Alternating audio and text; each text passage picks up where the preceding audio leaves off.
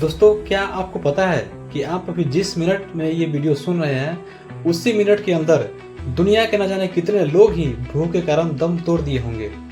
क्या आपने कभी ये सोचा है कि एक घंटे में, एक दिन में कितने लोग सिर्फ इसलिए मर जाते हैं क्योंकि उनके पास खाने के लिए कुछ भी नहीं होता।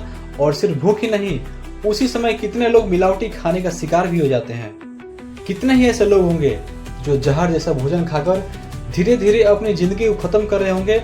और सबसे हैरान करने वाली बात तो ये है कि इस दुनिया में एक तरफ कुछ लोग ऐसे हैं जो भूख के कारण मर रहे हैं, तो कुछ लोग ऐसे भी हैं जो ज्यादा खाना खाने के कारण भी बीमार पड़ गए हैं और अपनी जानें गंवा रहे हैं। अब सबसे बड़ा सवाल ये है कि आखिर इसके पीछे जिम्मेदार कौन है, किसकी जिम्मेदारी है ये सब? क्या इसके लिए प्रकृति दोषी है या हम इंसान ही इसके लिए जिम्मेदार हैं? क्या गलती प्रकृति की है या फिर इंसान के चरित्र की? आज के इस वीडियो में हम जानेंगे कि कैसे इंसान अपनी ही चालाकी में फंसकर धीरे धीरे आत्मघाती बनता जा रहा है और कैसे यही चरित्रहीनता के कारण पूरी दुनिया को जो है वो नष्ट कर रहा है। हम इस वीडियो में जानेंगे कि चरित्रहीनता क्या होती है और कैसे इसे दूर किया जाएगा। तो चलिए वीडियो को शुरू करते हैं। अब आप मानिए या ना मानिए, लेकिन प्रकृति ने मनुष्य को अनाज देने से, भोजन देने से कभी इनकार नहीं किया, कभी भी भेदभाव नहीं किया। लेकिन वही अनाज का भंडार जब मनुष्य के हाथ में आया तो उसने मनुष्य से छिपाने के लिए उसको एक अंधेरे कोने में डाल दिया, ताकि आपात आने पर उसको और भी महंगा करके बेचा जा सके और भी उसे ज्यादा पैसा कमाया जा सके। लेकिन इसका दुष्परिणाम जानते हैं कौन झेलता है? इसका दुष्परिणाम झेलता है गरीब देश और गरीब लोग। ऑक्सफैम एक संगठन है जो 1942 से ही दुनिया भर में गरीबी, अन्याय और असमानता को खत्म करने के लिए काम कर रहा है। ऑक्सफैम की रिपोर्ट के अनुसार हर मिनट दुनिया भर में 11 लोगों की मौत भूखमरी से हो जा रही है। बताइए इसके लिए कौन जिम्मेदार है? इसके लिए जिम्मेदार है हमारा चरित्रहीन व्यवहार, और ये व्यवहार दुनिया के बस चंद लोग ही करते हैं। आप मानिए या ना मानिए, लेकिन प्रकृति हमारे खाने में कभी मिलावट नहीं करती। हमें शुद्ध फल देती है, शुद्ध दूध देती है, शुद्ध पानी देती है, शुद्ध हवा देती है, लेकिन हम उसके पानी में नाले का पानी घुसेड़ देते हैं। उसके शुद्ध हवा में जो फैक्ट्री से निकलने वाले धुएं हैं उसको हम मिक्स करके पूरा का पूरा प्रदूषित कर देते हैं।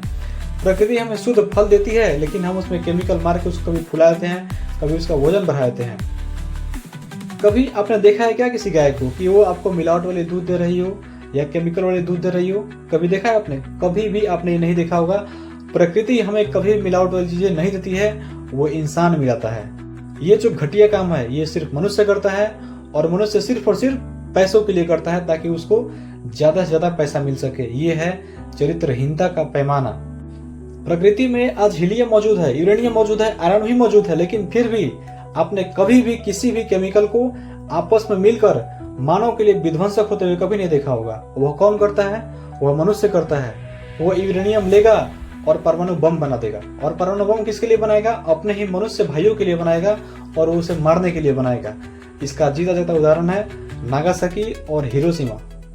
किस प्रकार से अमेरिका ने वहां पे परमाणु बम गिराया और उसे पूरा का पूरा मृत्यु लोक में तब्दील कर दिया।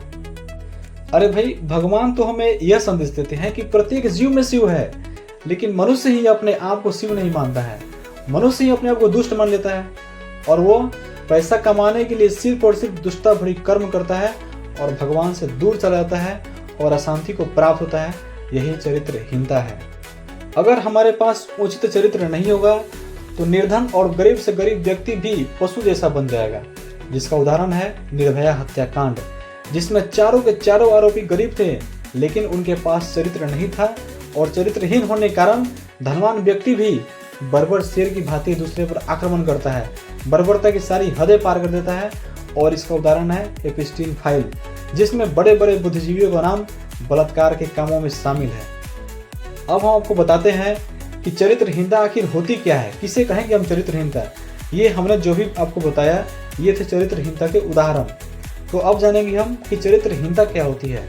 तो जब इंसान सही और गलत को जानते हुए भी गलत रास्ता चुनता है, जब पैसा इंसानियत से बड़ा हो जाता है, जब लाभ के लिए दूसरे मनुष्य का नुकसान कर दिया जाता है, वह है चरित्रहीनता।